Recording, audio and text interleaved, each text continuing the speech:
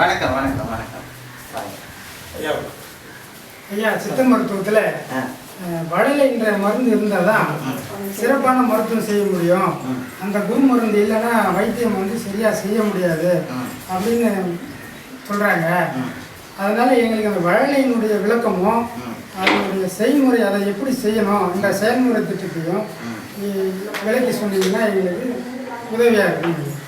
அதாவது வளலை முப்பு வளலையும் வளலை முப்பு பற்றியும் அந்த உடலை தயாரிப்பு செய்முறை பற்றியும் இன்றைய பாடத்திட்டத்தில் உங்களுக்கு நாங்கள் பாடமாக கேட்குறீங்க இல்லையா? சரி, அதை இப்போ நாம் செய்முறை திட்டத்தோட செஞ்சு காட்டி வளலை முப்பையும் முடிச்சு காட்டலாம். உட்காருங்க. இப்போ நமக்கெல்லாம் இந்த சித்த மருத்துவத்தில் தலையாய மருந்தான அநேக மருந்துகள் அநேக விதமாக இருந்திருந்தாலும் சித்த மருத்துவத்தில் முக்கியமான குரு மருந்து என்பதை பற்றி முதல் கிளாஸ்களில் முதல் பாடத்திட்டங்களில் நாங்கள் பார்த்துருக்குறோம், தெரிஞ்சிருக்கிறோம். அதில் உலனை முப்பு என்பதும் முப்பு என்பதும் எல்லாம் ஒன்று தான். சரி, அதை ஏற்கனவே சொல்லியிருக்கிறேன். சரி, அப்போ முப்பு சுண்ணாம்பா, உரளையா, திடமற்ற பொருளா? சரிங்க. இப்படிங்கிற கேள்வியில் குழப்பங்கள் நிலவிட்டே இருக்கு. ஆமாங்க. நீரான அண்டமட ஆதி ஆதி அழியாத பூரணமே தெய்வம் தெய்வம் நாங்கள் முன்னால் பாடம் எடுத்திருக்கிறோம். அண்டம் தண்ணீராக இருக்கிறது அப்படின்னு சொல்லியிருக்கிறோம். ஆமாங்க. அது நம்ம சித்த மருத்துவ மாணவர்களுக்கெல்லாம் புரியும்படியாக விளக்கும்படியாக செய்முறை செஞ்சு காமிச்சிருக்கிறோம். இப்போதைக்கு இன்றைய கிளாஸில்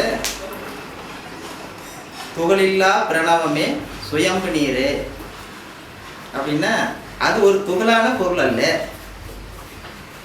சுயமாக தோன்றிய ஒரு தண்ணீர், அதுக்கு பிரணவ நீர் என்று பேர். அப்ப முப்பு என்பது எப்படி இருக்கிறதா? தண்ணீர் ரூபத்தில் இருக்கிறதா? என்னங்க, உங்களுக்கு புரியுதா? அப்ப துகளில்லா பிரணவமே சுயம்பு நீர். இந்த சுயம்பு நீர் தான் பிரணவ பஞ்சபூத பொருளிலிருந்து பிரித்து எடுக்கக்கூடியது. ஸோ அப்படி பிரித்து எடுக்கப்பட்ட முத்திரவங்களை பற்றி முன்னாலேய பாடத்திட்டங்களில் நாங்கள் சொல்லியிருக்கிறோம், காட்டியிருக்கிறோம். அந்த முன்னாள் பாடத்திட்டங்களில் நடத்தப்பட்ட அந்த முத்திரவம் தான் சுயம்பு நீர். சரியா? அந்த சுயம்பு நீருக்கு எண்ணெய், வடலை, சுத்தகங்கை, அமுரி இப்படிலாம் பல பேர் இருக்குது. அந்த பேரில் ஒரு பேர் தான் உரலை. இந்த உரலையை கம்பளி சட்டை முனிநாதர் என்ன சொல்லுகிறார் அப்படின்னா, ஆதி உரலை பிறப்புக்கே பாகு நல் ஊச்சரம் புகுந்த நல் சுண்ண நீர் வாகு கல்லுப்பு மருவிய எண்ணெயும் போகும் ஜலத்தோடு பூதமும் 5. அப்ப அவங்க என்ன சொல்றாங்கன்னா, ஊச்சர உப்பு எப்படி இருக்கும்? தண்ணீர் நிலையில் இருக்கும். நீர் நிலையில் இருப்பதற்கு பெயர் தான் ஊசர உப்புன்னு பேரு. பாகு நல் ஊச்சரம், உப்பு கலந்த தண்ணீர். பகுந்த நல் சுண்ண நீர், அது வான்பொருளாகிய பிரணவ பொருளிலிருந்து பிரித்து எடுக்கப்பட்டது சுண்ண நீர்.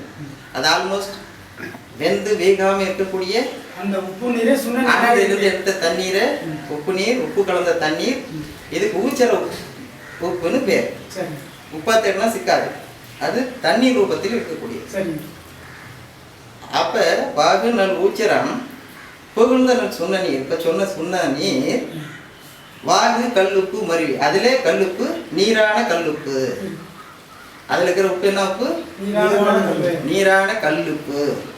அப்ப அந்த தண்ணீர் அம்சத்தில் இருக்கக்கூடிய உப்பு எண்ணெய் தன்மைக்கு மாற்றப்படுகிறது. எண்ணெய் தன்மையாக அந்த தண்ணீர் மாற்றப்படும் பொழுது உங்களுக்கு பஞ்சபூதமும் ஒன்றாய் கலந்த உடலை என்கின்ற எண்ணெய் இறுதியில் கிடைக்கும். இந்த தைலத்துக்கு பேர் தான் இழுப்பெண்ணெய், உடலை, நல்லெண்ணெய், இப்படி திலர்த்தம், மை, மாந்திரீகம், பல மாதிரியான சமாச்சாரங்களுக்கு இந்த எண்ணெய் தான் பயன்படுகிறது. அப்போ தத்துவ விஞ்ஞானிகள், சித்த புருஷர்கள் அவர்களின் குறியெல்லாம் எது மேலே இருக்கு? இந்த எண்ணெய் என்ற உலகை மேலே இருக்கு. அப்போ இந்த எண்ணெய் என்ன தன்மை கொண்டது அப்படின்னா, உடலை உலோகங்களிலும் அணுக்களிலும், உடல் செல் அணுக்களிலும் ஊடுருவி பாயும் தன்மை கொண்டது. அப்போ ஊடுருவி பாய்ந்து தாழ்ந்த சமாச்சாரத்தை, தாழ்ந்த பொருட்களை உயர்ந்த சமாச்சாரமாகவும் புதுப்பித்தலும் கற்பமாகவும் அதுதான் உட்கொள்ளப்படுகிறது. இப்பொழுது உலகையை பற்றி போதிய விளக்கம் தரப்பட்டிருக்கிறது. அப்ப இந்த உலகை செய்முறை எப்படி அப்படின்னு நாங்க பார்க்கலாம். பார்க்கும் பொழுது அவங்க என்ன எழுதுறாங்க? பால். என்ன பால்? ஏமப்பால், வாமப்பால், அகரப்பால், உகரப்பால், அப்புறம் சோமப்பால், சுறாப்பால், ஒருமுளைப்பால், இப்படி பால் பால் பால்னு கன்னி முளைப்பால் இப்படியெல்லாம் எடுத்துகிட்டு வருவாங்க. இது சித்தர்கள் என்ன சொல்கிறாங்கன்னா, பால்கரை, மண்டை ஓட்டில் இருக்கிற பால்கரை, சாவாது இருந்திடலாம் பால்கரை, வேவாது இருந்திடலாம் பால்கரை, பரத்தில் புறமாக மாறலாம் பால்கரை, யமுனை வெல்லும் அந்த பால்கரை. ஸோ இதிலிருந்து பிரித்தெடுக்கக்கூடிய அந்த உலலைக்கு பால் என்று பெயர். இந்த பால் கிடைத்தால் மனிதன் தேவையான அளவு உலகத்திலே வாழும் ஆற்றல் பெறுகிறான். அந்த பால் இல்லாமல் போனாதான் நமக்கு மரணம் என்பதை தள்ளி போடும் வாய்ப்பே இல்லாமல் போகுது. மரணத்தை தள்ளி போடும் ஆற்றல் அந்த பாலுக்கு உண்டு. அப்போ நாம் என்ன செய்யணும்? அந்த பால் நோய்க்கு தான் நம்ம பயணம் இருக்கணும். வாளாம்பிகையின் அப்படின்னு சொன்னால், வாழைப்பெண் அப்படின்னு சொன்னால் அது பிரணவ பொருள். பழமைக்கு பழமையாகவும் இன்று புதுமைக்கு புதுமையாகவும், பிரளயம் ஏற்பட்டாலும் உலகம் அழிந்தாலும் அது அழியாத ஒரு பொருளாகவும் உலகத்தில் இருந்து புது புது ஜீவராசிகளை உற்பத்தி செய்து கொண்டே இருக்கக்கூடிய ஆற்றல் பொருந்திய அந்த பிரணவ பொருளே அதுக்குள்ளே இருக்கக்கூடிய முத்திரவமான பிராணவாயு ப்ளஸ் கார்பன், அதே தான் மாறும், கார்பன் டை ஆக்சைடாக மாறும். அது ஒன்று இருந்தால் நம்ம இந்த பால் மூலமாக தான் அதை நாங்கள் தயாரிக்க முடியும். அதுதான் நம்மளுக்கு உண்ணும் பொருளாகும், உயிரை காக்கும் பொருளாகும். அம்மா வயிற்றிலே நாம் சுவாசம் இன்றி இருந்தோம் இல்லையா, வாயில் ஆகாரம் சாப்பிடாம இருந்தோம் இல்லையா, 1000 விஞ்ஞானம் பிறந்தாலும் நாம் சிறு பருவத்தில் அப்படி அம்மா வயிற்றில் இருந்தோம். இப்போ வெளியே வந்த பிறகு நம்மளால் அப்படி இருக்க முடியல, பஞ்சபோதையின் உதவியால் வாழ வேண்டியது இருக்கு. ஸோ இந்த வாளாம்பிகை தாயினிடம் இருக்கக்கூடிய அந்த அமுதப்பாலை உண்டால் அம்மா வயிற்றில் நாம் எப்படி கர்ப்பத்தில் இருந்தோமோ கருவிகளை எதையும், பஞ்சபூத கருவிகளை எதையும் பயன்படுத்தாமல், மலஜலம் கழிக்காமல், ஆகாரம் உண்ணாமல் வாழ்ந்தோமோ அதுபோல் இப்போவும் நாம் வாழலாம். இதுக்கு தான் பிரணா யோகம், பிராண யோகம், இது பிராணாயாமம், வாசி யோகம், உள்ள பல பேர்ல இது அழைக்கப்படுகிறது. அதுக்கு முக்கியமான தேவை என்ன? உலலை. இந்த உலலை 4 சொட்டு 3 சொட்டு சாப்பிட்டா நம்மளுக்கு தேகத்துல சட்டை கலடும், ரத்தம் சுத்திகரிக்கப்படும், உள்ள இருக்கிற ராஜ உறுப்புகள் கிட்னியிலிருந்து இருந்து எல்லாத்துமே இளமையாக்கும். அப்ப நோயின்றி மனிதன் வாழ்ந்தால் உயிரை நீண்ட நாள் தள்ளி போடும், இந்த உடம்போட வச்சுட்டு இருக்கலாம்.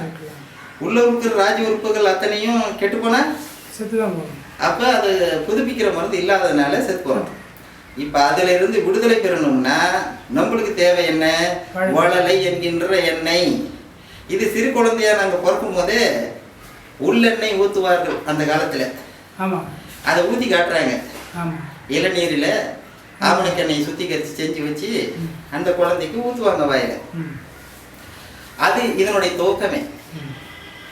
இறுதியில பால் ஊத்துவாங்க மரணிக்கும் பொழுது.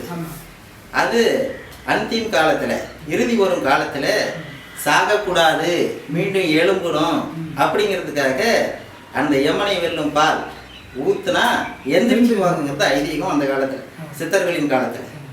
அதை மாடிஃபிகேஷனா அதை காட்டுவதற்காக இன்று எல்லா நம்ம இந்தியாவில் எல்லா இடத்துலையும் அந்த பால் ஊத்துறது, ஃபர்ஸ்ட் எண்ணெய் ஊத்துறது, இந்த உலகத்தை வச்சிருக்கிறாங்க.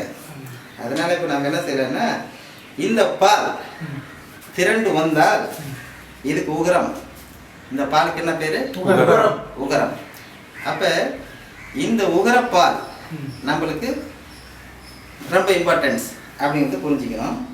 அடுத்தது பார்த்தீங்கன்னா, ஆங்கிலேயர்கள் இந்த தத்துவ ஞானிகளாக இருந்த காலத்தில் எழுதிக்கிறாங்க. என்ன எழுதிக்கிறாங்க? ரசமும் கந்தகமும் உப்பு கலந்த தண்ணீரில், அங்கே அங்கே சென்சார் பண்ணி தான் எழுதுவார், யாருமே ஓப்பனாக பேச மாட்டான். அதான் நான் இருக்கிறத சொல்கிறேன்.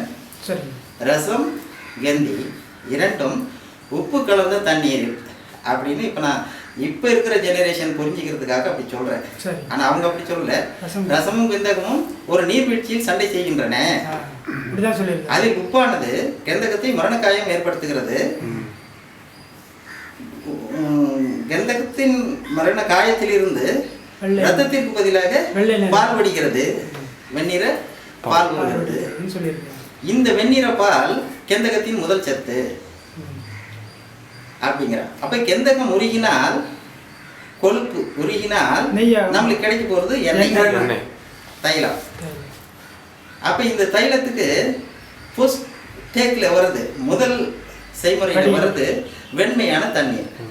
அதுதான் கந்தகத்தின் முதல் சத்து. அதை 4 முறை மீண்டும் வடித்து எடுத்த, அது எப்படி வடிக்கிறது? முத்திரவமான முன்பாடங்களில் காண்பி